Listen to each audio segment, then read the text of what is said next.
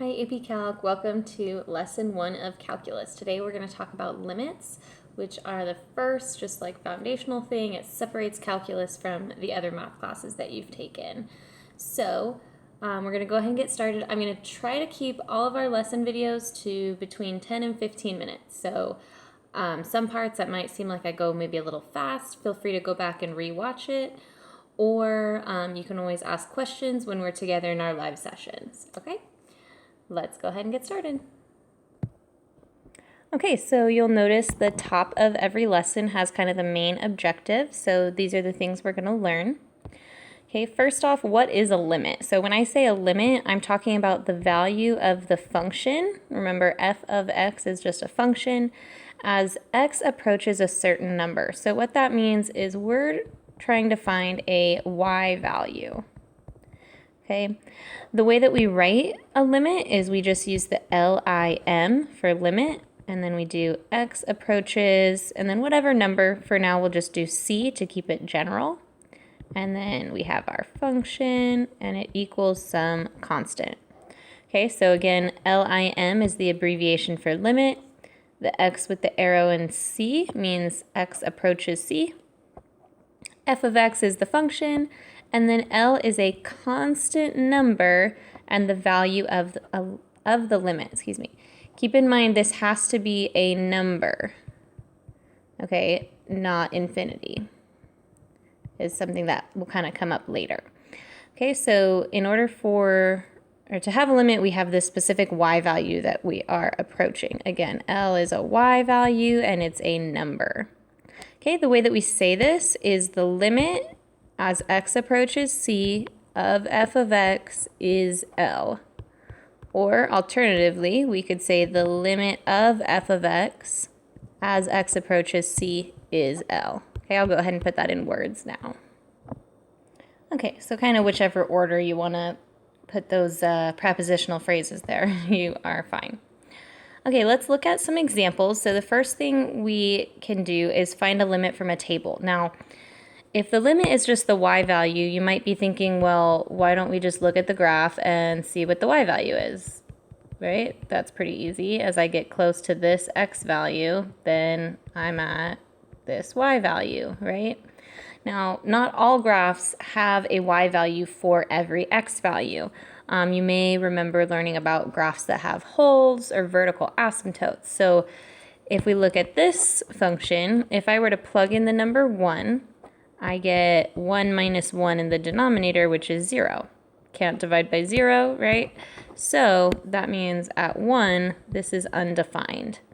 So what I want to know is, well, does the graph get close to a point and then maybe there's just like a little hole there, right? Maybe it's getting close to a y value, or, maybe not. Maybe it has a vertical asymptote and it's just not clear. Let's go ahead though, try to plug some of these in. I'm going to go ahead and ask you at least to do one, and then I'll go ahead and fill in the rest. Okay, so if I calculate these values and I fill them in, this is what I have. So the limit, remember, is the y value that I'm approaching.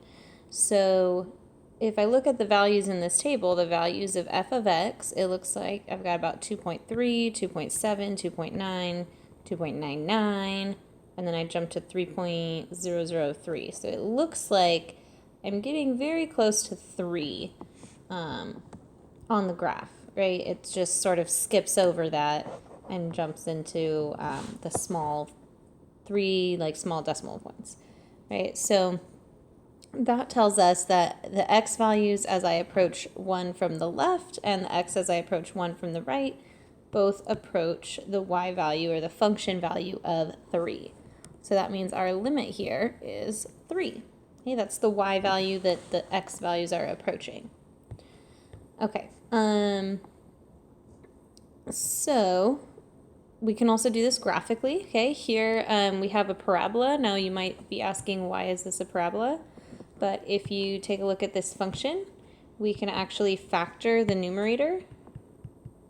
It's a difference of cubes. If you want to look up that pattern, it's sort of a nice to know thing, not necessarily like you have to memorize it, but this is what the factoring is. So You may remember when you have something like this, hey, look, I can cancel these out, right? But you need to be careful. When you're canceling that out, you're saying that x minus 1 over x minus 1 is just equal to 1, right? Because the same thing divided by itself is 1. Okay, except there's a very big exception here when x equals 1, right? Because 0 over 0 does not equal 1.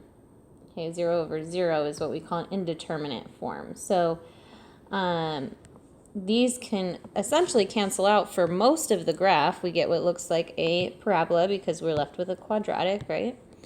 But at 1, there's a hole because it doesn't exist there, right? The function's undefined. So at 1, if I were to zoom in, there's actually a little hole there. But I can see that the y value it's approaching is definitely 3. So again, confirms from the graph that the y value is 3. I want to show you guys a little trick really quick. Also, just kind of using a resource that we have. If you want to use Desmos, if you're given a table that you have to fill out, one way of doing it quickly is you just add a table here. And then instead of where it says y, well, it'd be y1, you just delete that. And then you put your expression. So that's what I did right here. But instead of x, I put x sub 1. So that's going to take this x value, cube it, subtract 1, take what it gets, divide by this x value minus 1. And it gives me that point. So I can use this to kind of find those values quickly instead of having to, oh, notice when I was about to do 1, it said undefined.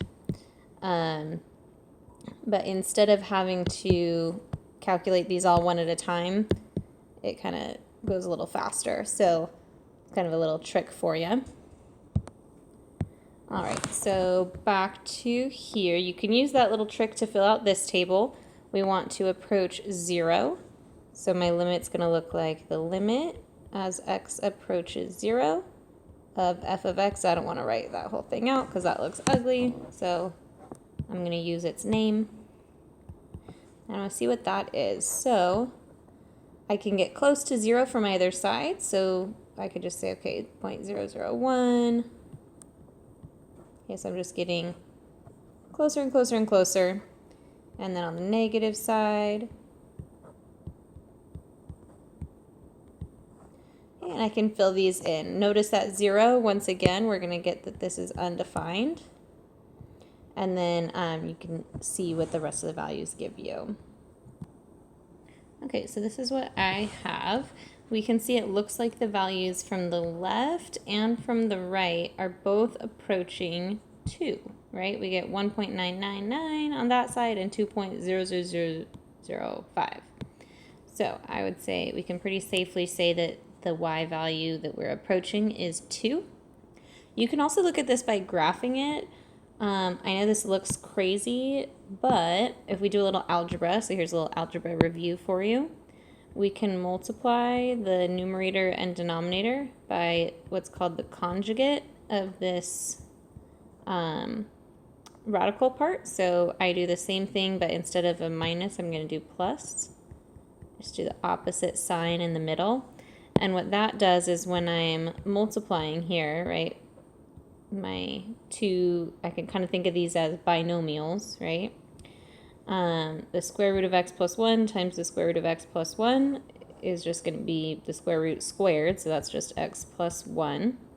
And then the middle terms cancel out because I have minus the square root and then plus the square root when I'm, again, this like FOIL or whatever binomial, like just distributing both those terms. And then the negative 1 times positive 1 is minus 1. So that's our denominator. And then up top, I've got that. And then, of course, the plus 1 and minus 1 in the denominator cancel out, so I'm just left with x. And I have an x in the numerator and denominator, so those essentially cancel out, except for at 0, of course, where it's undefined.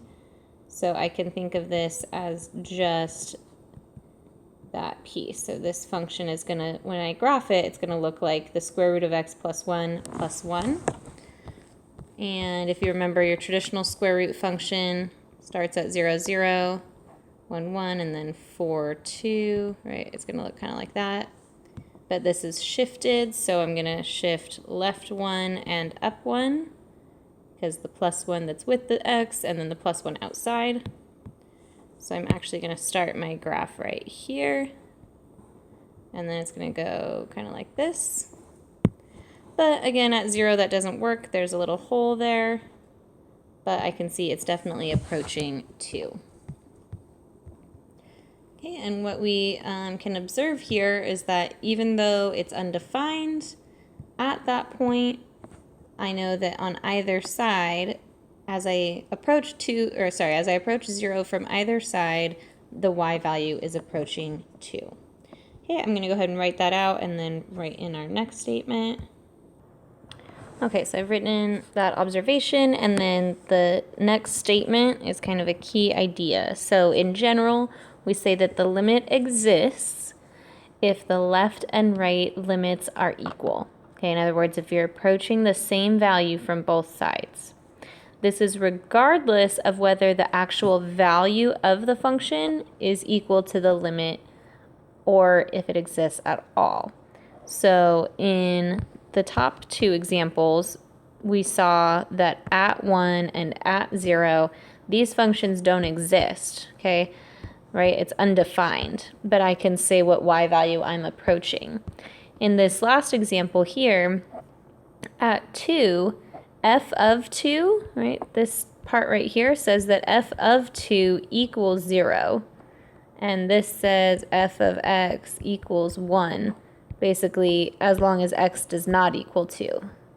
So for everywhere else, all others, all other numbers. Okay, so that's what this notation is saying. And that's what this graph shows as well. So it's always equal to 1, except at 2, the point is at 0. Okay, but if we look at the limit, remember the limit is the y value that I'm approaching. So if I start to approach 2 from the left, I'm on the function up here. And if I approach 2 from the right, I'm on the function up here. So the y value that I'm getting close to is 1. Okay, so the limit is not the exact y value. So sometimes we have this little trick where they'll put the y value somewhere else, just a little jump of a point. But the limit is what the overall trend of the function is showing. So in other words, like if we were to just not pick up our pencil, where would that point be? Okay, and that's at the y value 1. Okay, we've got, let's see, a couple minutes left. So really quickly, limits that do not exist, basically when that doesn't happen. So if the left and the right side limits are different, then the limit does not exist. This is a cool little function, the absolute value of x divided by x, looks like that. We're approaching -1 from the left, +1 from the right. Okay, so those don't equal. Unbounded behavior means we're going towards an infinity, so either positive or negative. Here on either side of 0, we're going to infinity, so this limit does not exist. There's not a y value that I can point to and say this is what it's approaching. Okay, same thing here. I've got positive infinity there and then negative infinity here as I approach 0, so that does not exist. There's no y value that I can point to. Okay, for 3, this is what we call oscillating behavior. And oscillating just means something's going back and forth really quickly. Okay, so, or I guess not necessarily quickly, but just going back and forth. So in this example, the function's jumping between -1 and 1.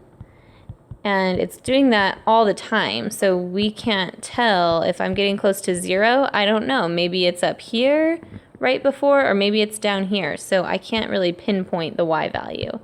So this does not exist.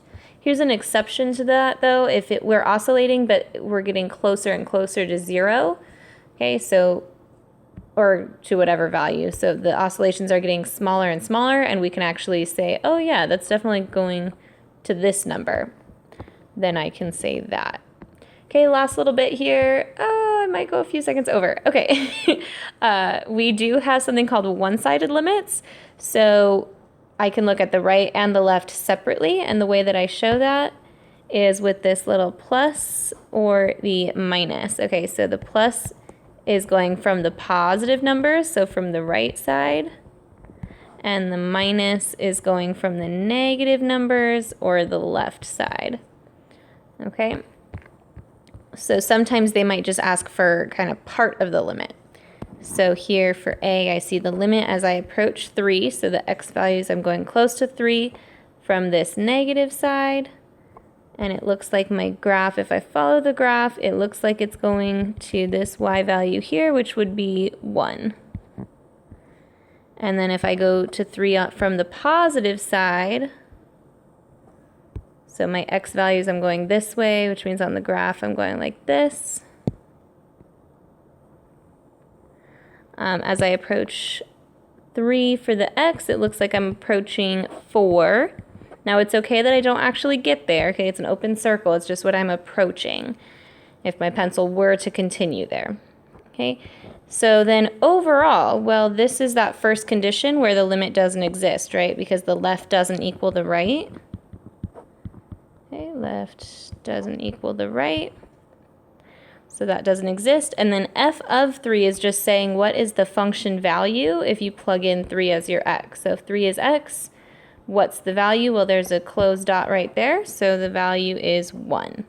Okay, I apologize. I, of course, already went over my 15 minutes. But I did have a little bit of an intro, so I'm going to give myself that one. And there's a couple practice pages here. You've got 1 through 10. Please give these a try, and then you guys are going to discuss those in your breakout groups next time we meet.